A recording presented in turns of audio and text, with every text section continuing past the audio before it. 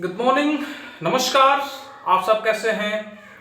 चलिए सब लोग स्वस्थ रहें, यही हमारी कामना है।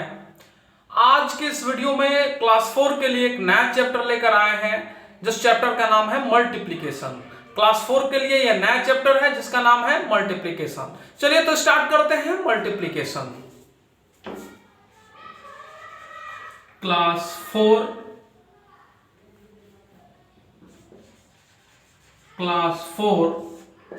लेसन 5। क्लास 4 के लिए लेसन 5 है जिसका नाम है मल्टीप्लिकेशन। देखिए मल्टीप्लिकेशन के बारे में हम लोग क्लास 2 से पढ़ते आ रहे हैं। मल्टीप्लिकेशन होता क्या है, ठीक है ना। हम क्या पढ़ते आ रहे हैं मल्टीप्लिकेशन के बारे में? हम यही जानते हैं मल्टीप्लिकेशन के बारे में कि एडिशन का यानी ऐड का रिपीटेड फॉर्म है, यानी ऐड को जब हम रिपीट करते हैं वही फॉर्म है मल्टीप्लिकेशन, ठीक है ना। यानी इसको हम कह सकते हैं multiplication is a repeated addition. Multiplication is a repeated addition, यानी एडिशन को रिपीट करते हैं। फॉर एग्जांपल जैसे कि हमने ले लिया 4 plus 4 plus 4 plus 4 is equal to 16 लिया ना। 4 यानी कितना 4 तो 4 को 4 कितना इंटू 4। अगर इस 4 को 4 से मल्टीप्लाई करेंगे तो भी रिजल्ट हमारा 16 आएगा। दूसरा example 5 plus 5 plus 5 plus 5 plus 5 is equal to कितना 5 तो रिजल्ट आएगा 25। अब इतना लंबा लिख रहे हैं, रिपीट कर रहे हैं। 5 इंटू 5 इज इक्वल टू 25। समझ में रहे हैं? अब एक चीज और आपको बता दूं, जैसे मैंने बताया ना multiplication is a repeated addition. जैसे हमने लिखा 4 इंटू 4 इज इक्वल टू 16। 4 को 4 से मल्टीप्लाई किया 16 आया। अब इसी को 4 को 4 बार रिपीट करेंगे, प्लस 4 प्लस 4 प्लस 4, सबको ऐड करेंगे तो 6। यानी यही जो बार बार रिपीट कर रहे हैं ना, 4 को 4 टाइम मैंने लिखा यहां मल्टीप्लिकेशन में, बट 4 को 4 टाइम प्लस में लिखा, यानी बार बार रिपीट किया, इसी को बोलते हैं मल्टीप्लिकेशन, ठीक है ना। इसको हम कहेंगे multiplication is a repeated addition. Multiplication क्या है? एक रिपीटेड एडिशन है, ठीक है ना। चलिए आगे बढ़ते हैं। अब हमको इस मल्टीप्लिकेशन में कौन कौन सा मुख्य पॉइंट है ये समझना है। 5 इंटू 4 इज इक्वल टू 20, ठीक है ना। 5 को 4 से मल्टीप्लाई किया, रिजल्ट है 20। तो इसमें 3 नंबर दिख रहे हैं, 5 एक 4 एक 20। इसको क्या क्या बोलेंगे ये समझना है, ठीक है ना। तो इस 5 को 4 से मल्टीप्लाई किया, ठीक है ना। The number by which a given number is multiply is called multiplier, ठीक है ना। यानी मल्टीप्लर कहेंगे किसको? कह रहा है कि the number by which a given number यानी जो नंबर दिया हुआ है इज मल्टीप्लाई इज कॉल्ड मल्टीप्लर। इस संख्या गिवन नंबर को जिस संख्या से मल्टीप्लाई करते हैं उसको बोलते हैं मल्टीप्लर। क्या बोलते हैं? मल्टीप्लर।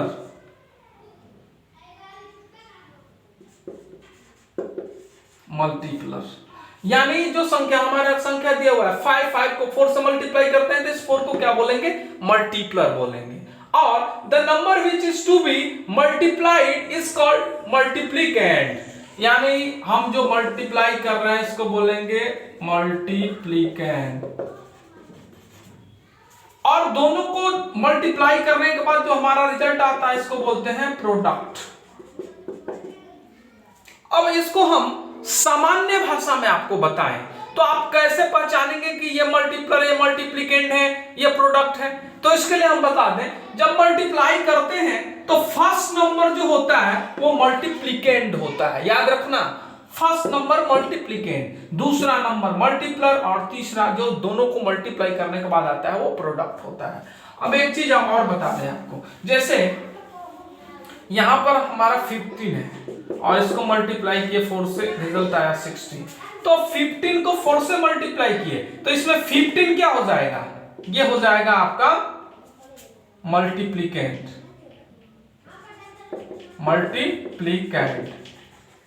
और ये 4 हो जाएगा मल्टीप्लर,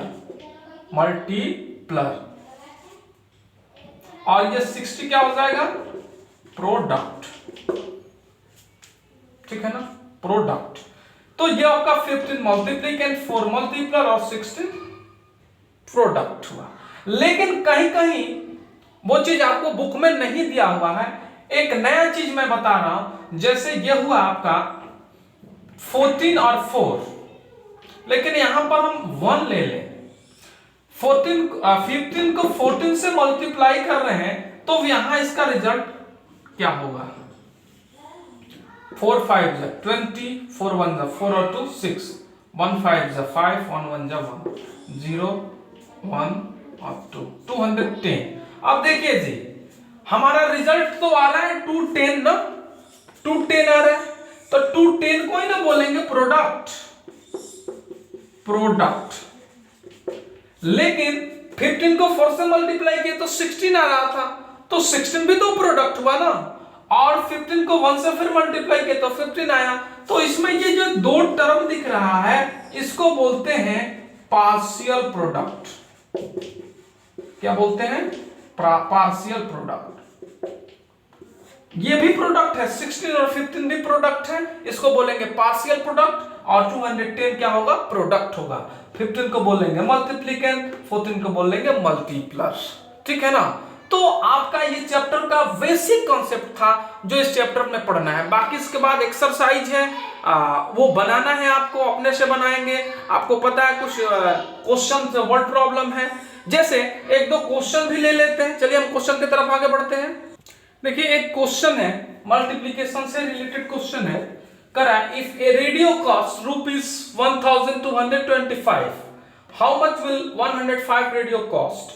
कहने का मतलब देखिए, क्वेश्चन आप बना देंगे, आपको बनाने में कोई प्रॉब्लम नहीं होगा, बट इसका जो इंग्लिश मीनिंग है इसी में आपको कंफ्यूजन होगा कि कह क्या रहा है।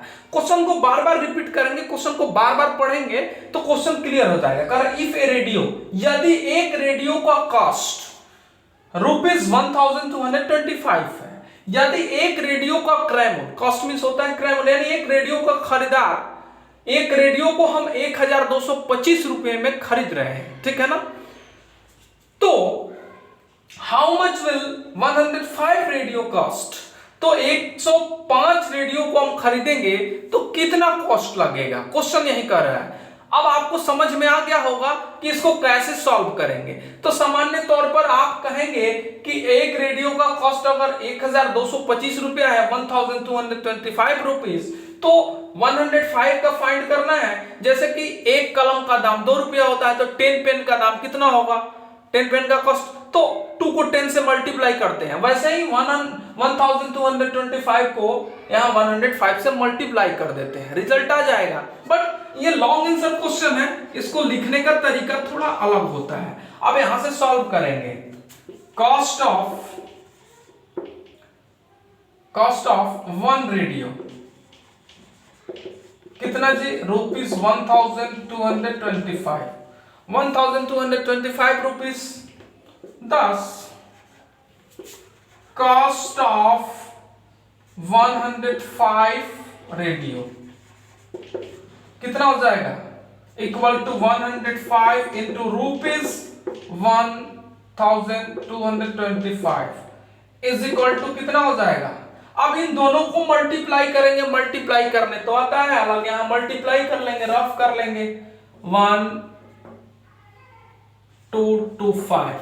आप इसको मल्टीप्लाई करेंगे 105 से, और दोनों को मल्टीप्लाई करेंगे तो हमारा रिजल्ट क्या आएगा, 128625।